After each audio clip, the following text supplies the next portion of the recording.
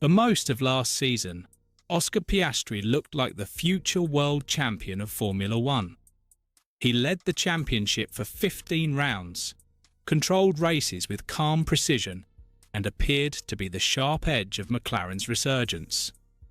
But as the pressure rose and the title fight intensified, something strange began to happen inside the Papaya garage, and Piastri's momentum quietly collapsed. What followed was a sequence of controversial team orders, confused strategy calls, and public backlash that dragged McLaren's internal politics into the spotlight. Now, months later, Piastri has finally spoken openly about those decisions, admitting that McLaren's attempt to be fair may have cost him a championship. And with 2026 approaching fast, the question is no longer what went wrong, but whether McLaren can afford to repeat it.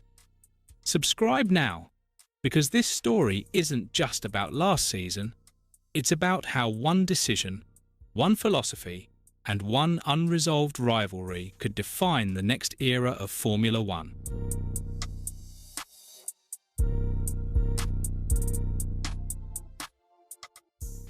McLaren's Papaya rules were born from an idealistic belief that two elite drivers could fight for a world championship without hierarchy, politics, or favoritism. In a sport infamous for ruthless prioritization, McLaren wanted to be different. But Oscar Piastri's recent comments quietly confirm what many suspected last season, that neutrality, when taken too far, can become its own form of damage. For much of the year, Piastri was not just competitive, he was leading the championship. 15 rounds at the top is not an accident. Its dominance sustained across circuits, conditions, and pressure. Yet the moment McLaren entered the sharp end of the title fight, its internal decision-making began to fracture. The team wasn't choosing sides, but it also wasn't choosing decisively. And in Formula One, hesitation is often more costly than bias. The unravelling began in Monza. The order for Piastri to surrender second place to Norris was framed as restoring fairness after a slow pit stop, but strategically it set a precedent. From that point onward, Piastri's races were no longer judged purely on performance, but on how outcomes might affect Norris. That subtle shift matters. Drivers feel it, momentum feels it, confidence feels it.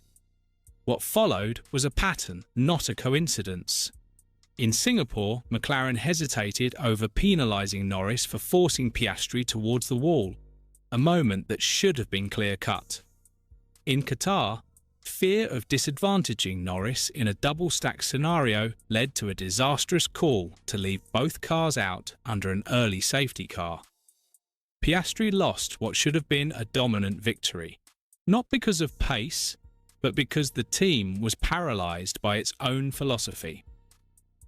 This is the core contradiction of the Papaya rules. By trying to protect both drivers equally, McLaren ended up protecting neither properly. And crucially, the cost was not shared evenly. Piastri bore the brunt. Strategically, this imbalance extended earlier in the season. In Hungary, Norris was handed a one-stop strategy after a poor start, a gamble that paid off spectacularly. Piastri, running a more conventional approach, watched his teammate benefit from flexibility that wasn't reciprocated later when the championship tightened.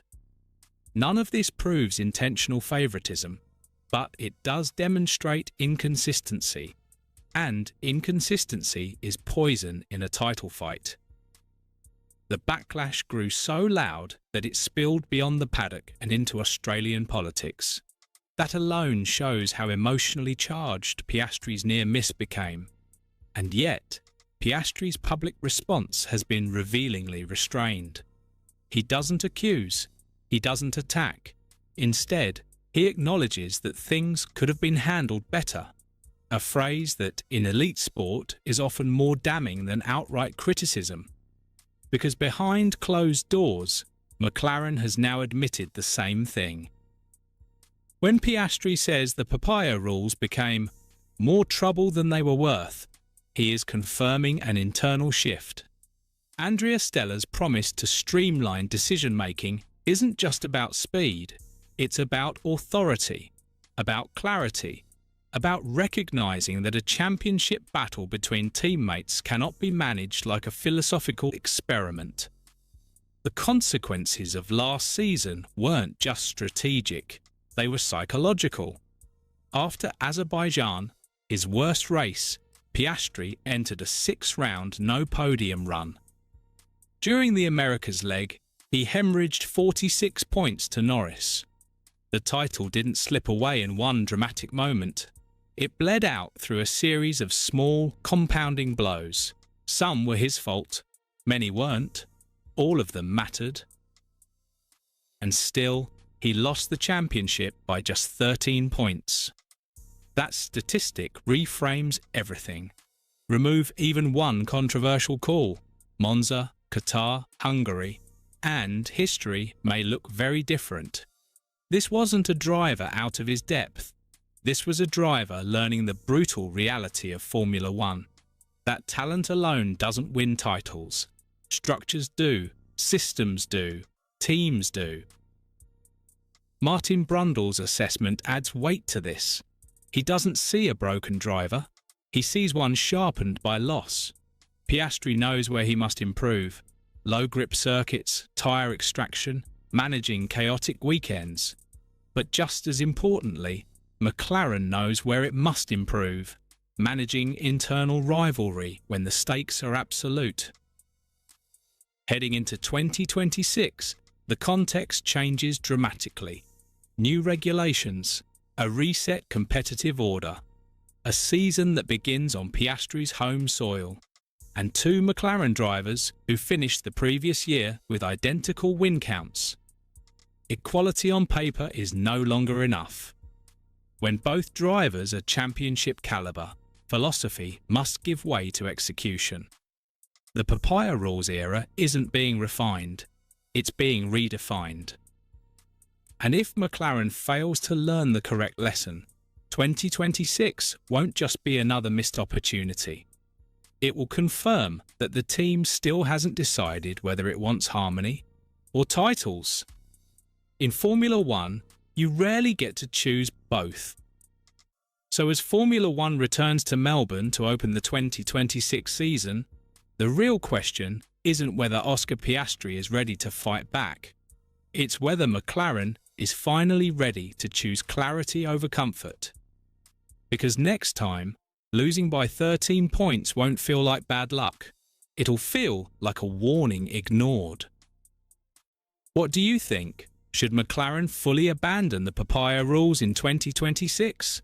Or is controlled rivalry still their best weapon? Let me know your thoughts in the comments. And don't forget to subscribe so you won't miss any of our latest videos.